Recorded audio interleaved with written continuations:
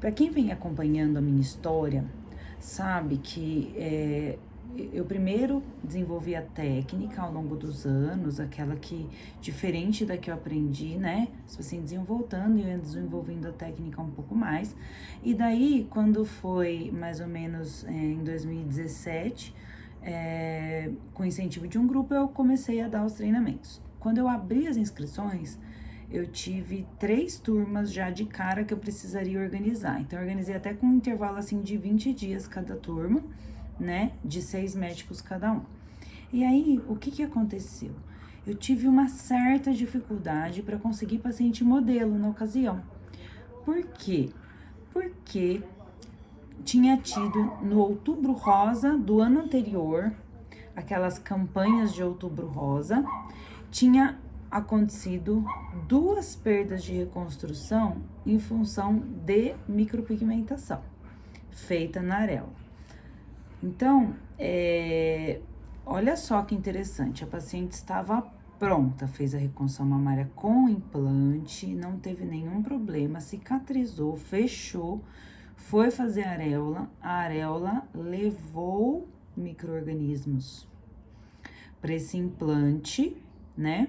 E aí, esse implante infectou, ela tomou antibiótico por muito tempo, só que não teve jeito de manter o implante. Precisou ir para a cirurgia, reabordar, retirar o implante. Aí a paciente ficou sem reconstrução e aí precisou começar todo o processo de reconstrução novamente, né? Então, daí eu lembro que eu até conversei com uma cirurgiã aqui na época e ela falou pra mim, olha, Ana, as pacientes estão muito resistentes a fazer a pigmentação por conta desse caso que aconteceu, né? Na verdade, foram 2 casos fatídicos, coincidentes, dentro daquele grupo de pacientes. E elas se conversam, né? As pacientes se conversam, elas estão esperando rádio, esperando, sei lá, um exame, e elas falam uma para outra e conta pra técnica, a técnica conta para outra, e aí ficou um burburinho de, nossa, pelo amor de Deus, não me vai fazer tatuagem que é muito perigoso, né? E aí foi todo um trabalho de convencimento da população de que por eu ser cirurgiã plástica, estar trabalhando, respeitando como se fosse cirurgia o procedimento, elas voltaram a ter coragem. Hoje em dia a gente tem uma lista de espera de paciente que quer participar com o modelo, né? Que as meninas anotam lá, então a gente não tem dificuldade em conseguir mais paciente como a gente teve lá no começo em função disso. Por que eu tô trazendo isso para vocês? Porque eu tenho, é engraçado, eu tenho até recebido uns certos comentários de pessoas querendo me ensinar. Eu uso o meu conhecimento de cirurgia no procedimento. Eu uso o meu conhecimento de abordagem de um paciente com implante, radioterapia, de pensar em uma anamnese antes do procedimento.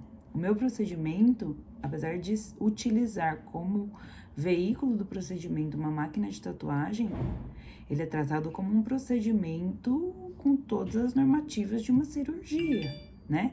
Eu considero uma reconstrução de areola. Eu não considero, assim, um procedimento, uma tatuagem. Não é uma tatu. A paciente não vem comigo fazer uma tatu, entendeu? Ela vem fazer uma pigmentação de areola para reconstrução de areola, né? Então, por que não faz sem anestésico? Porque a paciente nunca quis fazer uma tatuagem na vida, ela quer reconstruir a areola. Isso não é tatuagem. Isso é uma reconstrução de areola que a gente vai usar a pigmentação como forma de fazer essa reconstrução de areola, tá? Então, me perguntaram assim, o que pode dar errado? Então, eu vou dizer, isso é uma coisa que, se você não tratar com respeito a esse procedimento, pode dar errado. Quer saber quantas reconstruções eu perdi por conta de uma tatuagem? Nenhuma, nunca na minha vida. Fiz mais de 2.000 procedimentos, muito mais. E nunca tive uma complicação desse tipo. Você quer saber se já tive alguma pigmentação que eu achei que começou a evoluir para infecção? Tive uma vez. Quando eu ainda tava tipo assim, tinha 6 meses que eu fazia procedimento, não tinha entendido a magnitude do risco, que existia. Então, na época, eu aprofundei um pouquinho mais, né? Eu deixei, né, gente que estava em processo de aprendizagem fazer mais à vontade. E aí, tanto que na época, o que eu fiz? Joguei fora tudo que eu tinha, todos os meus pigmentos, tudo, comprei tudo novo, para não existir mais essa possibilidade. O paciente foi, tomou antibiótico, resolveu, graças a Deus, ficou bem, não perdeu o implante. Mas foi um baita de um susto que eu tive, né? E aí, graças a Deus, de lá pra cá, nunca mais, né? Por isso que às vezes me perguntam, puxa, eu não sou médico, posso fazer o treinamento? Eu fico super reticente com isso. Eu avalio caso a caso, entendeu? Por quê? Porque a pessoa tem que ter alguém que prescreva a medicação que é dada na sequência do procedimento, que é uma medicação que só médico pode prescrever, né? A pessoa tem que ter uma ideia, porque como faz areola e papila 3D, você pode escolher a região que você vai colocar essa areola em qualquer lugar da mama da pessoa. É uma reconstrução de areola. Você não está fazendo uma tatu artística, entendeu? Respeito, acho muito legal fazer uma tatu artística, não é o que eu faço, tá? Inclusive, eu tenho um paciente que fala assim pra mim, você não pode fazer o lacinho do câncer de mama, você não pode fazer alguma coisa pra disfarçar a cicatriz ou um tribal? Não sei, não faço, não é a minha área, eu não sou tatuadora. Eu faço reconstrução de areola utilizando a máquina de bobina, utilizando os pigmentos de mais biocompatíveis possíveis.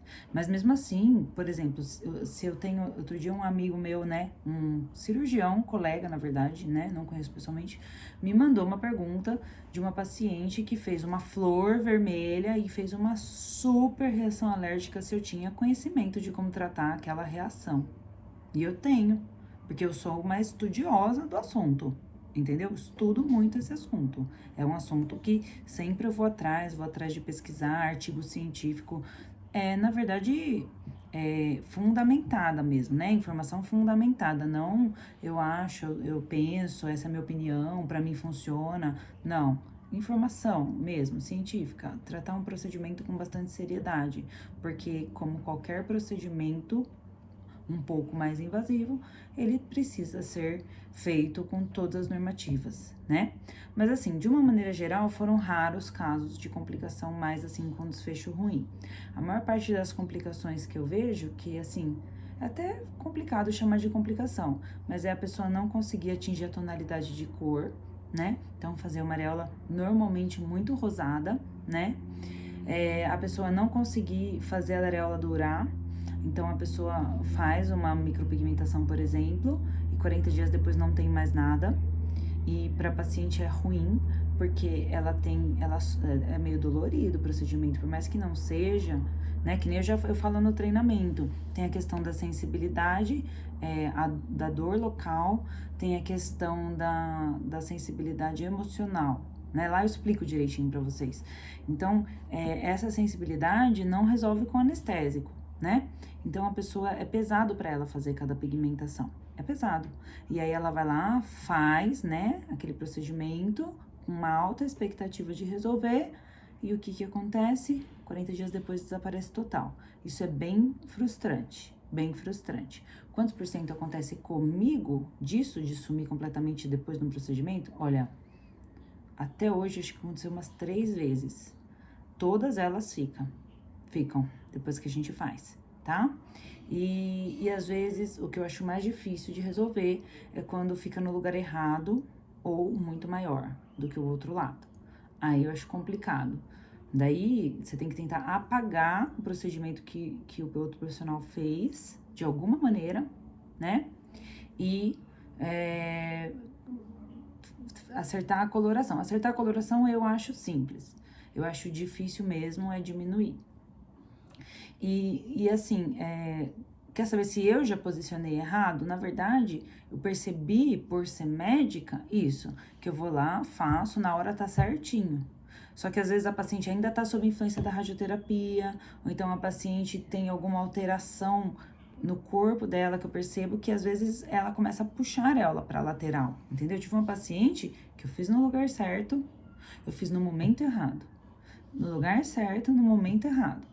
A médica ainda não tinha liberado, ela não me contou, ela veio e fez a despeito da médica, só que ela não me falou a verdade. Aí eu fiz o procedimento nela, e aí a médica ainda tinha uma cirurgia para fazer. Quando ela fez a segunda cirurgia na paciente, essa areola foi parar fora da posição, né? Por causa dessa intervenção, né? Porque uma paciente irradiada, cada vez que você intervém, tem uma chance de a areola mudar de posicionamento, né?